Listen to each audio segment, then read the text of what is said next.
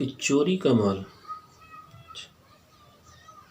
یعنی ایک شخص چوری کا مال خریدتا ہے پھر بیچتا ہے اور پتہ بھی ہے کہ یہ چوری کا مال ہے، تو ایسے مال کو خریدنا کیسا؟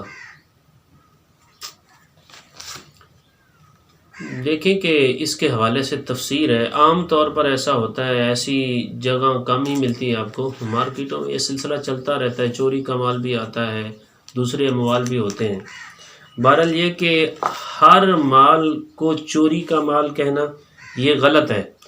اگر حقیقت میں وہ چوری کا مال ہے تو اس کی تفصیل کے حوالے سے اعلیٰ حضرت علیہ الرحمہ نے فتاوی رضویہ شریف میں نقل فرمایا ہے، جلد نمبر 17 میں آپ فرماتے ہیں کہ چوری کا مال خریدنا اس کے حوالے سے ممانعت ہے، اور ممانعت کی دو صورتیں بیان فرمائی آپ نے۔ فرمایا کہ پہلی صورت تو یہ ہو سکتی ہے کہ یقینی طور پر کنفرم اسے پتہ ہے، معلوم ہے کہ یہ مال چوری کا ہے، تو اس صورت میں بھی نہیں خریدنا چاہیے۔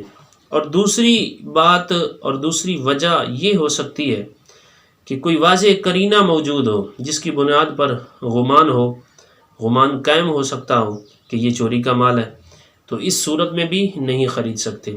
اور ایک تیسری جو ممکنہ صورت ہے وہ یہ بن سکتی ہے کہ کسی شخص نے مال خرید لیا، اب مال خریدنے کے بعد کوئی بھی چیز خرید لی، اس کے خریدنے کے بعد اسے پتہ چلا کہ یہ تو چوری کا مال ہے،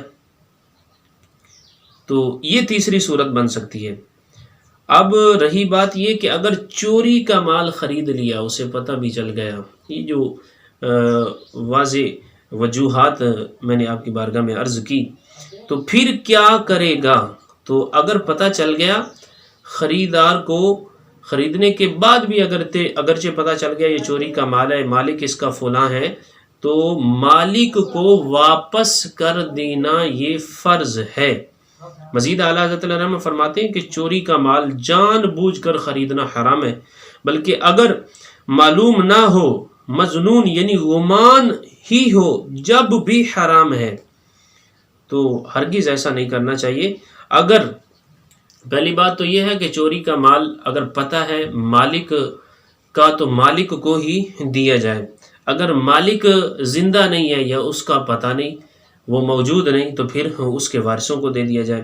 اور اگر اس کے وارثوں کا بھی پتہ نہیں ہے، نہ پتہ چل سکے، تو پھر فقراء کو دیا جائے گا۔